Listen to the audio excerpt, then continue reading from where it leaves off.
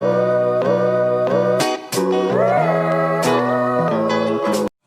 हम स्टार्ट करने वाले हैं चैप्टर फर्स्ट, क्लास 12 का चैप्टर है शीत युद्ध का दौर। तो ये पार्ट 1 पार्ट 2 मैंने दो पार्ट्स के अंदर इस चैप्टर को डिवाइड किए हैं, यानी इस चैप्टर को मैं दो वीडियोस में कवर करूँगा। तो पहले तो इसमें कुछ इंपॉर्टेंट क्वेश्चन बनते हैं। एक तो पूछता है कि शीत युद्ध का अर्थ समझाइए। शीत युद्ध से क्या अभिप्राय है? शीत युद्ध से क्या अभिप्राय है, या शीत युद्ध का अर्थ।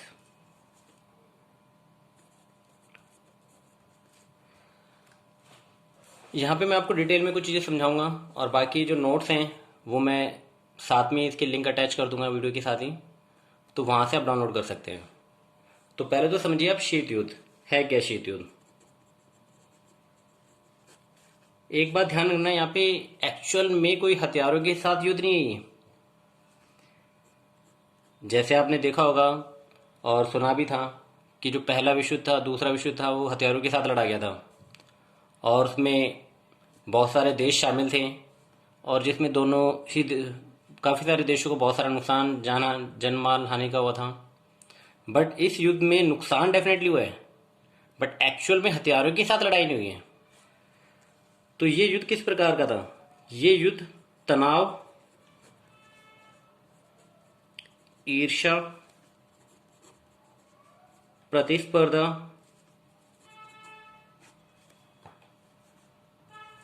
और विचारधाराओं का था। यानी एक प्रकार का तनाव इसके अंदर बना हुआ था, ईर्ष्या बनी हुई थी, प्रतिस्पर्धा थी, विचारधाराओं की एक प्रकार की लड़ाई थी। और किनके बीच में थी ये लड़ाई? दो गुटों के बीच में। और वो दो गुट कौन कौन से थे? एक तो था अमेरिकी गुट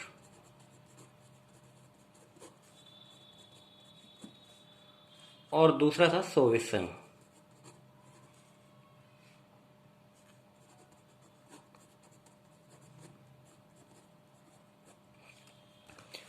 तो ये दो गुट थे, अमेरिकी और सोवियत संघ। क्या हुआ था जब दूसरा विश्व युद्ध खत्म हुआ था? आप जानते हैं दूसरा विश्व युद्ध 1945 के में दूसरा विश्व युद्ध समाप्त हो गया था और 1945 यानी 1940 में एक तरह दूसरा विश्व युद्ध समाप्त हो गया था। लेकिन 1945 में इन दो गुटों, अमेरिकी और सोवियत संघ, ध्यान रखना इस गुट को आप डिनोट करना चाहें तो जो अमेरिकी गुट था ये एक तरह से पूंजीवादी विचारधारा वाला था।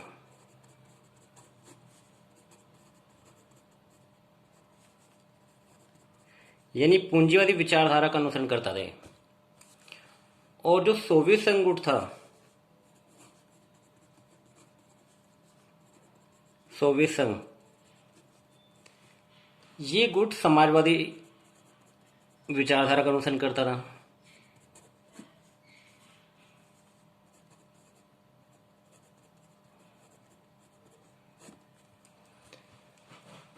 पूंजीवादी विचारधारा के अंदर अगर हम बात करें तो पूंजीवादी विचारधारा में अर्थव्यवस्था को काफ़ी छूट मिली होती है। यानी वहाँ पे जो भी व्यापार होते हैं, उद्योग होते हैं, उनको किसी भी वस्तु का निर्माण करने, उसकी कीमत तय करने, उसे बनाने और उसको किन देशों को बेचना है, कहाँ से खरीदना है, इन सब की छूट मिली होती है पूंजीवादी अर्थव्यवस्था के अंदर।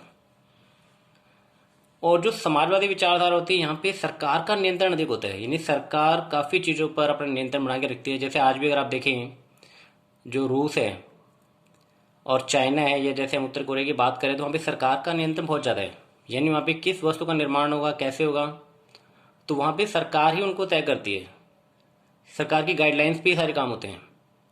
जैसे आपने अभी देखा होगा जो कोरोना का चल रहा है केस, तो इसके अंदर भी चाइना से कोई भी इंफॉर्मेशन हमें मिल नहीं पा रही। क्यों नहीं मिल पा रही? क्योंकि समाजवादी अर्थव्यवस्था वहाँ पे। और वहाँ ने सरकार ने एक तो मीडिया पर काफ़ी नियंत्रण लगाया हुआ है। तो पहले तो आप समझेंगे कि भाई शीत युद्ध है क्या। तो मैंने आपको बताया शीत युद्ध ऐसी स्थिति थी जो तनाव, ईर्ष्या, प्रतिस्पर्धा और विचारधाराओं पर आधारित थी। तो अगर हम इसकी डेफिनेशन की बात करें तो इसकी डेफिनेशन क्या बनेगी? हम बात करेंगे फर्स्ट क्वेश्चन की। तो क्वेश्चन है, शीत युद्ध से क्या अभिप्राय है?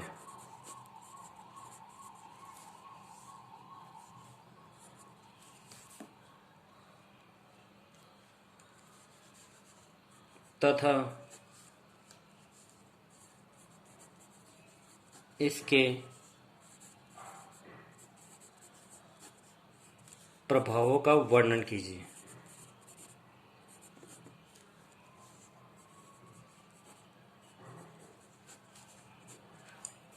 तो पहले हम बात करते हैं शीत युद्ध के अर्थ की। तो यहाँ पे आप आंसर में लिखेंगे शीत युद्ध का अर्थ।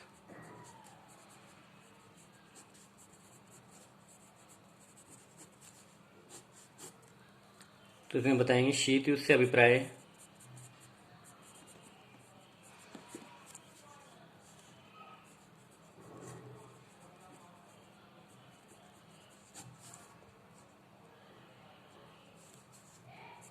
तनाव,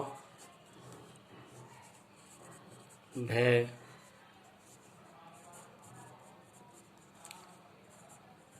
प्रतिस्पर्धा के उस माहौल से है जो अमेरिका तथा सोवियत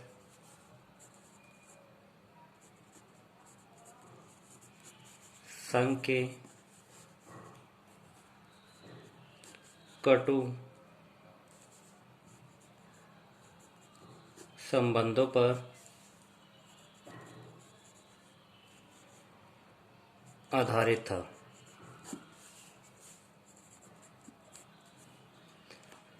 तो ये तो एक बहुत छोटी सी डेफिनेशन मैंने से बना दी है। शीत युद्ध से अभिप्राय तनाव, भय, प्रतिस्पर्धा के उस माहौल से है जो अमेरिका तथा सोवियत संघ के कटु संबंधों पर आधारित था। इसमें आप एक दो लाइनें और लिख देंगे। इसके अंतर्गत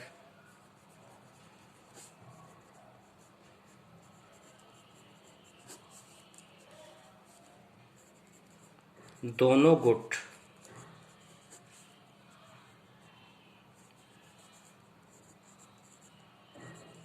अपने प्रभाव क्षेत्र को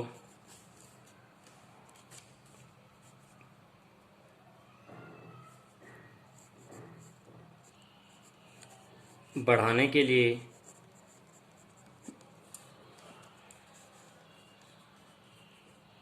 सैनिक गठबंधन करते हैं।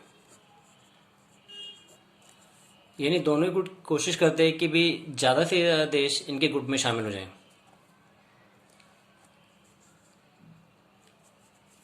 तथा इसमें आप लिख देंगे सैनिक हस्तक्षेप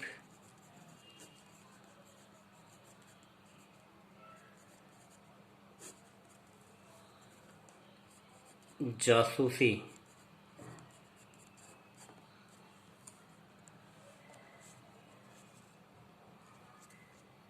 व आर्थिक सहायता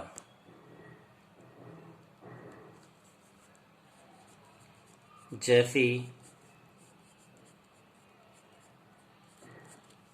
बातों का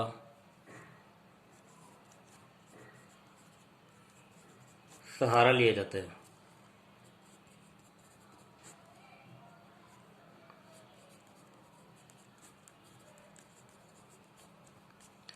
तो अगर आप देखें जो भी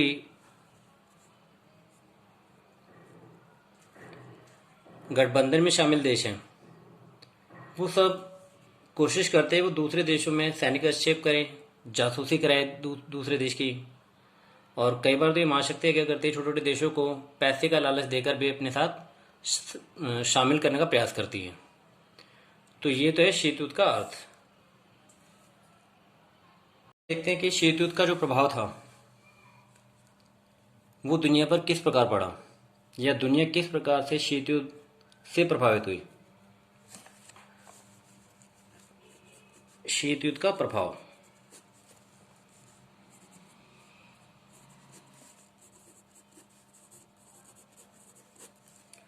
तो पहला प्रभाव तो पड़ा, दुनिया दो गुटों में विभाजित हो गई।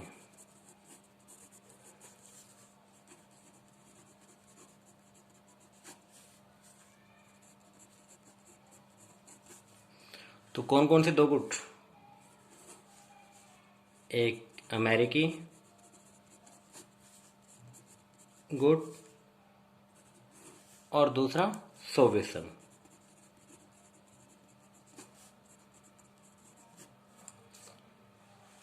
और दूसरा प्रभाव पड़ा, सैनिक गठबंधनों का निर्माण हुआ इस दौरान।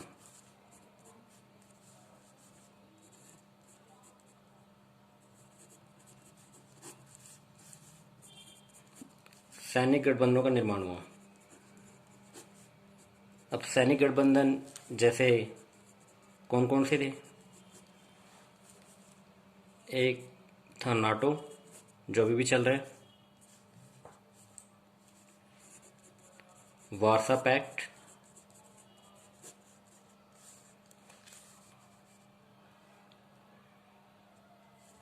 सैंटो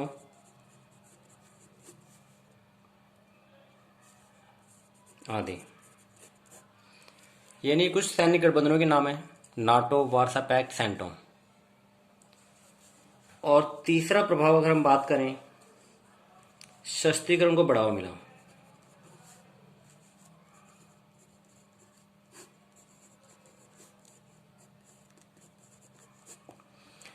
यानी ज्यादा से ज्यादा हथियारों की होड़ शुरू हो गई। यानी दोनों ही गुट, अगर हम बात करें तो दोनों गुट, जो अमेरिकी गुट था और सोवियत संघ था, ये दोनों ही गुटों ने ज़्यादा से ज़्यादा हथियार बनाने स्टार्ट किए, क्योंकि दोनों ही गुटों को ये लगता था कि कभी भी हम पर हमला हो सकता है, और जिसकी वजह से सशक्तिकरण को बढ़ावा मिला और परमाणु हथियारों का निर्माण बहुत अधिक मात्रा में किया गया। फोर्थ अगर हम बात करें, गुट निरपेक्ष जो आंदोलन था उसकी उत्पत्ति शीत युद्ध के दौरान ही हुई थी। गुट निरपेक्ष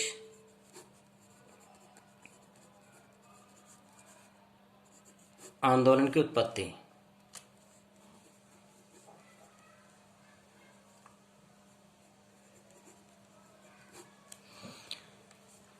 तो जो गुट निरपेक्ष आंदोलन था उसकी शुरुआत भी शीत युद्ध के दौरान ही हुई थी।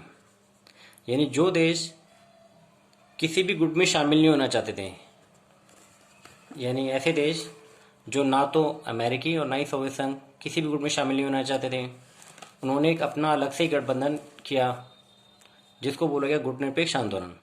इसके बाद हम बात करते हैं क्वेश्चन नंबर सेकंड की, और ये इंपॉर्टेंट भी है। क्वेश्चन है कि महाशक्तियां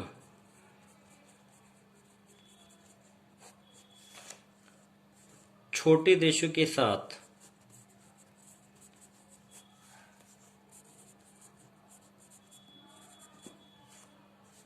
सैन्य गठबंधन क्यों रखती थी।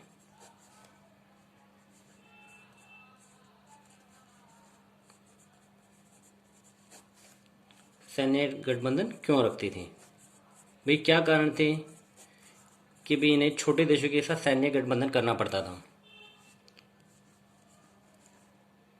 और साथ में इसमें अगर हम ऐड भी करें तो एक क्वेश्चन और भी इसमें पूछ सकते हैं कि भी जो छोटे देश थे वो गठबंधन में क्यों शामिल होना चाहते थे। छोटे देश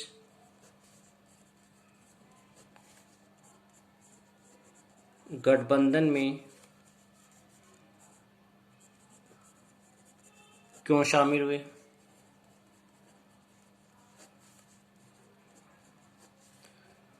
या फिर इनको क्या लाभ था भाई, कौन कौन से ऐसे लाभ थे जिसकी वजह से जो छोटे देश थे और जो महाशक्तियां थीं, ये दोनों ही गठबंधन में आना चाहती थी। तो इसका आंसर मैं समझा देता हूं आपको। तो पहला तो सबसे बड़ा कारण था, जो महाशक्तियां थी ये छोटे देशों में सैनिक ठिकाने बनाकर दुश्मन देश की जासूसी करते थे। तो यहां पे हम बता देंगे महाशक्तियां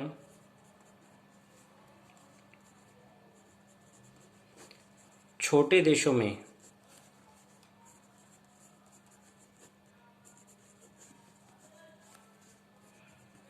सैनिक ठिकाने बनाती थी।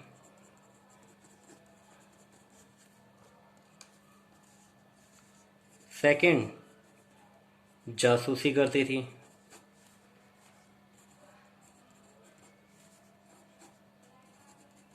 किसकी जासूसी? दुश्मन देश की।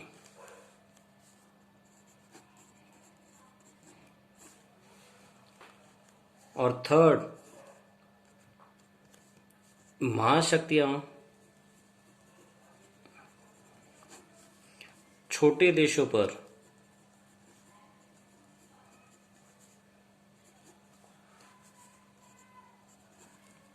आसानी से अपनी इच्छा थोप सकती थी।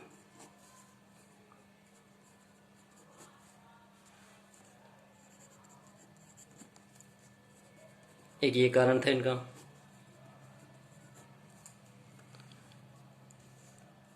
फोर्थ अगर हम बात करें,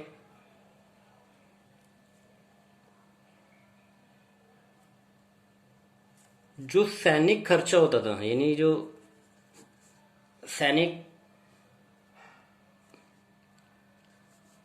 को अपने खर्चे पर, यानी जो छोटे देश थे ये सैनिकों को अपने खर्चे पर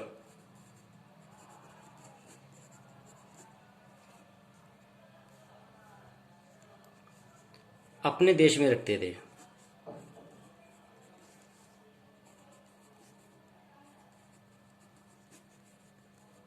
मेरा कहने का मतलब है कि जैसे मान लो अमेरिका है और अमेरिका की संधि पाकिस्तान के साथ है, तो अमेरिका अपने सैनिकों को वहां पर भेजकर वहां के संसाधनों का इस्तेमाल कर सकता था। दूसरा, जैसे पाकिस्तान के जो सैनिक हैं वो अपने हथियारों को पाकिस्तानी सैनिकों को इस्तेमाल करने के लिए दे सकते थे। तो इससे क्या होता था, महाशक्तियों का काफ़ी सारा जो खर्चा था वो बचता था। तो ये भी एक कारण था जिसकी वजह से महाशक्तियां छोटे देशों के साथ गठबंधन करना चाहती थी। अब इसके बाद हम बात करें कि भाई छोटे देश गठबंधन में क्यों शामिल होना चाहते थे। अगर हम बात करें छोटे देशों के लाभ क्या थे, छोटे देश क्यों चाहते थे, यानी छोटे देश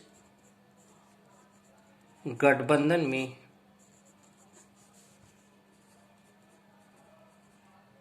शामिल क्यों होना चाहते थे।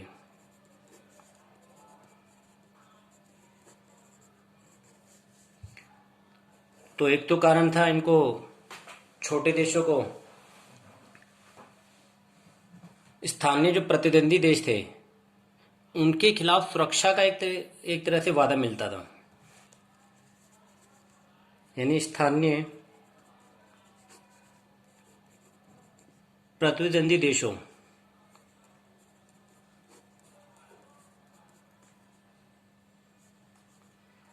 के खिलाफ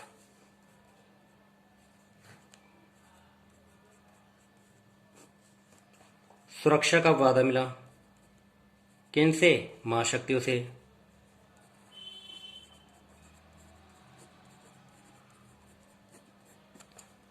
एक तो ये कारण था। दूसरा क्या बेनिफिट था इनको, छोटे देशों को, जो छोटे देश थे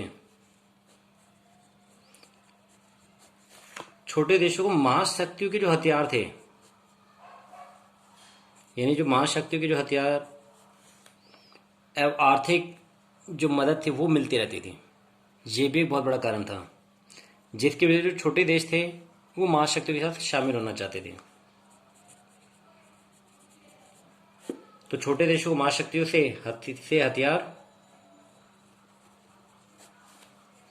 एवं आर्थिक मदद मिलती थी।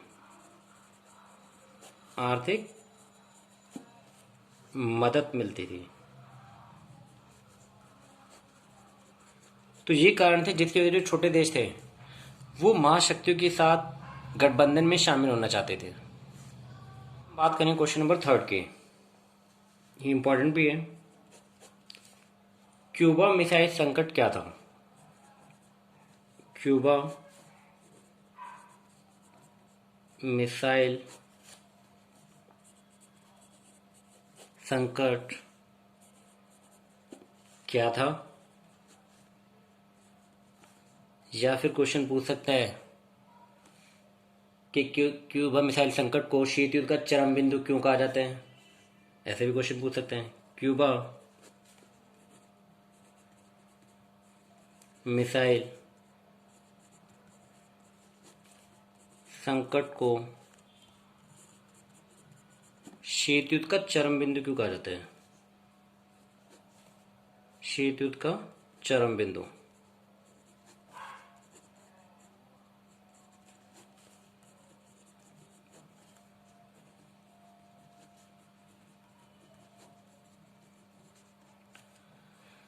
यानी क्वेश्चन की फॉर्म कई तरीके से हो सकती है।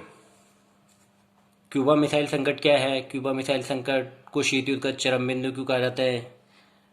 या क्यूबा मिसाइल संकट ने दुनिया पर मंडरा रहे तीसरे विश्व युद्ध के खतरे को टालने में किस प्रकार मदद की? ऐसे क्वेश्चन बोल सकते हैं। तो पहले मैं आपको समझा देता हूं। जो क्यूबा है वो बहुत छोटा सा देश है और देखा जाए तो है तो वो अमेरिका के समीप। अगर हम बात करें क्यूबा की, तो जो क्यूबा है ये समीप किसके हैं? अमेरिका के। यानी जो देश है छोटा सा द्वीपीय देश है,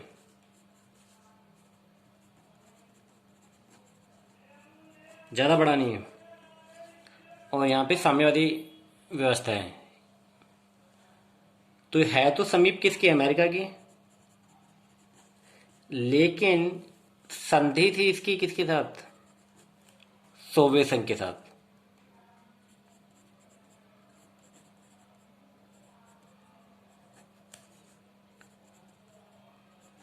संधि की थी सोवियत संघ के साथ। क्या हुआ जब सोवियत संघ को लगा कि भाई जो अमेरिका है वो क्यूबा पर आक्रमण कर सकता है, यानी हमला कर सकता है। यानी जो अमेरिका है वो क्यूबा पर आक्रमण करके और उसे अपने अंडर कर सकता है। तो उस टाइम पे जो सोवियत संघ थे और उनके जो नेता थे खुश्चेव, उनके मन में एक आशंका थी कि अगर अमेरिका क्यूबा पर मिसाइल संकट कर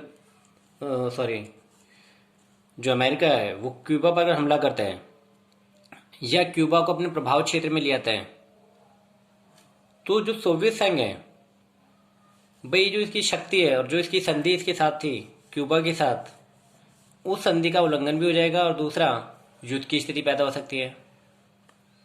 तो सोवियत संघ ने क्या करा कि अमेरिका के नज़दीक यानी कि क्यूबा में ही अपनी परमाणु मिसाइलें तैनात कर दी वहां पे।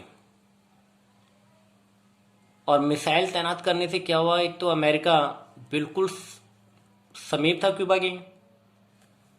अब सोचो यहाँ पे अगर मिसाइलें तैनात होगी तो अमेरिका पे हमला करने में बहुत आसानी होगी। तो यानी जो परमाणु मिसाइलें तैनात की उससे अमेरिका पर हमला करने की संभावना बहुत ज़्यादा बढ़ गई थी। और अमेरिका को ये डर था कि अगर यहाँ से मिसाइल अमेरिका पर दागी जाती है तो अमेरिका को बहुत बड़ा नुकसान हो सकता है। तो जो सोवियत संघ ने परमाणु मिसाइलें क्यूबा में तैनात की उसकी वजह से एक युद्ध की स्थिति पैदा हो गई। यानी अब ऐसा लग रहा था कि भाई अब युद्ध हो जाएगा, क्योंकि अमेरिका ने सोवियत संघ को चेतावनी दी कि अगर वो अपनी यहाँ से परमाणु मिसाइलें तैनात नहीं करता है तो भी अमेरिका मजबूर होकर युद्ध में। कि इसका आंसर कैसे लिखेंगे आप?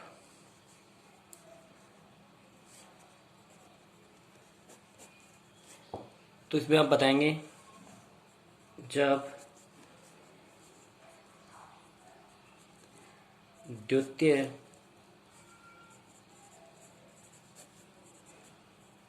विश्व युद्ध के बाद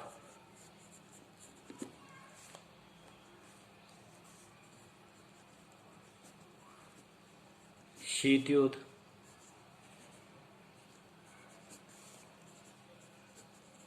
चरम पर था,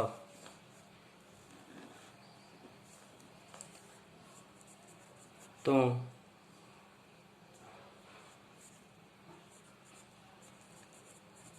सोवियत संघ को लगा कि अमेरिका क्यूबा पर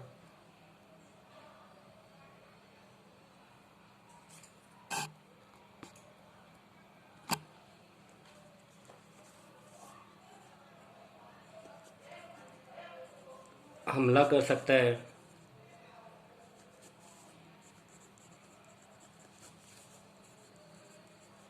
तथा उसे अपने साथ मिला लेगा।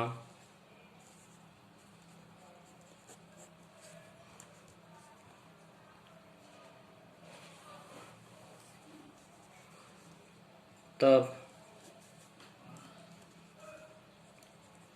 सोवियत संघ के नेता, तो उस टाइम पे सोवियत संघ के नेता खुश्चेव थे। खुश्चेव ने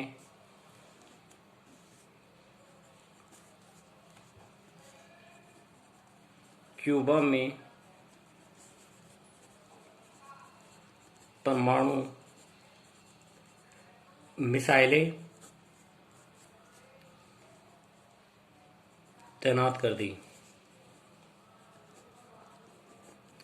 अब क्या हुआ, परमाणु मिसाइलें जब तैनात की अमेरिका जो था, अब अमेरिका को डर लगा कि भाई अगर सोवियत संघ यहाँ से परमाणु मिसाइलें नहीं हटाएगा तो अमेरिका पर कभी भी हमला हो सकता है। तो इसमें आप बताएंगे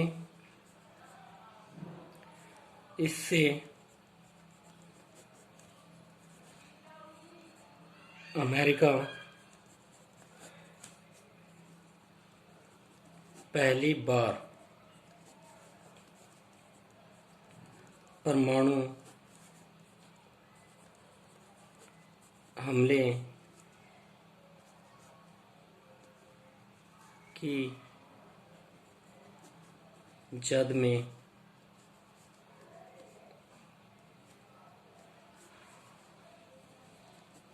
आ जाएगा।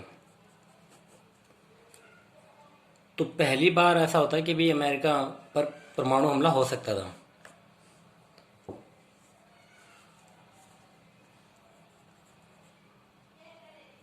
अंततः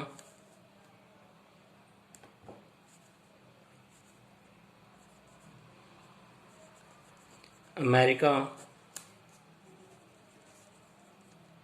के राष्ट्रपति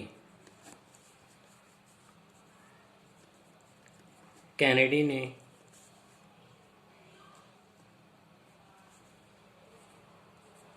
अमेरिकी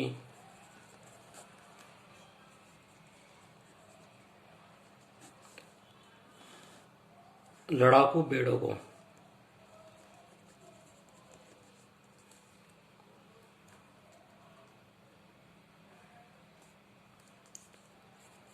सोवियत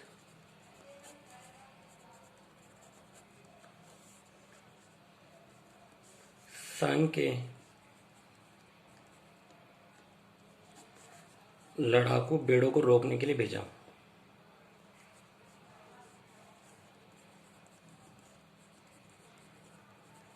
रोकने के आदेश दिए, ऐसे लिख दो, ये भेजा एक ही बात है। आदेश दिया।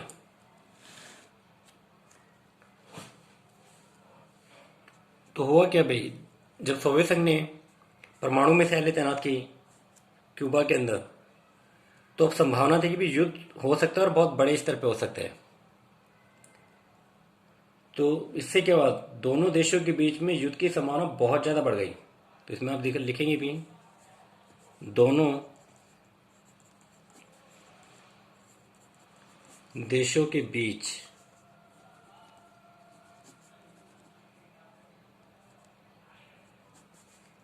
युद्ध की संभावना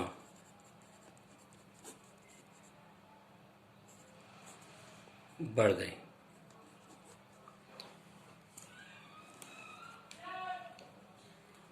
तो जो ये युद्ध की संभावना बढ़ी, किस वजह से बढ़ी, क्योंकि जो सोवियत संघ ने मिसाइलें तैनात की थी, इसी वजह से तो युद्ध की संभावना बढ़ी।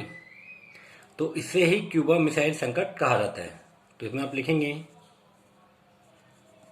इसे ही क्यूबा मिसाइल संकट कहा जाता है। बट युद्ध हुआ नहीं, युद्ध की संभावना बढ़ गई थी, और दोनों ही देश जानते थे कि अगर युद्ध होगा तो भाई बहुत बड़े लेवल पे नुकसान होगा। तो इसमें फाइनली आप लिखेंगे, युद्ध में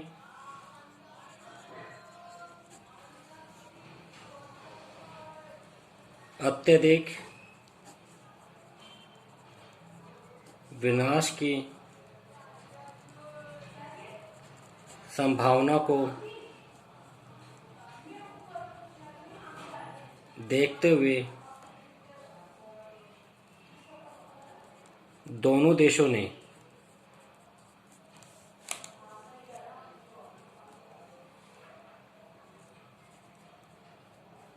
युद्ध न करने का फैसला किया, युद्ध न करने का निर्णय लिया। तो इस क्वेश्चन का आंसर था, और आपको समझ में भी आया होगा। फिर भी कोई डाउट है तो आप पूछ सकते हैं। तो किसी भी तरह का क्वेश्चन में कोई डाउट आपको आता है तो प्लीज़ कमेंट करें आप।